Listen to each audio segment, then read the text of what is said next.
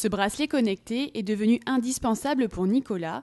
Depuis 2 ans, ce père de famille le porte 24 heures sur 24 et 7 jours sur 7.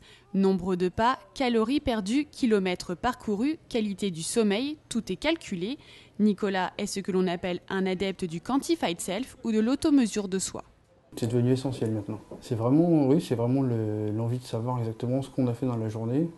Et puis de voir les statistiques. Et puis après, ça devient un challenge avec plusieurs amis qu'on est sur la même application, donc, avec le même bracelet. Donc, ça permet un peu de comparer les performances.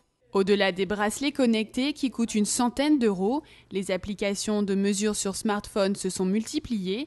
Mahmoud en utilise une depuis plus d'1 an à chaque fois qu'il court, soit 4 à 5 fois par semaine.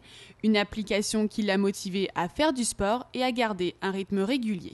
C'est plus un outil mental, c'est véritablement en fait un coach qui nous donne à chaque fois les indications sur ce qu'on est en train de faire, qui nous aide si jamais on est un petit peu perdu, si on ne sait pas trop où on en est, on n'a qu'à regarder ces statistiques et on voit clairement ce qui se passe, si on est régulier, si on ne l'est pas.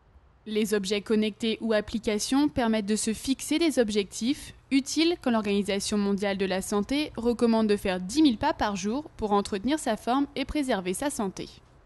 C'est des objets qui sont accessibles à tous et qui permettent à chacun d'être dans la prévention, dans la tentative qu'a chacun d'améliorer son propre bien-être, etc. En France, 5 millions de personnes possèdent un objet de mesure connecté, quand 7 millions ont au moins une application de santé sur leur smartphone.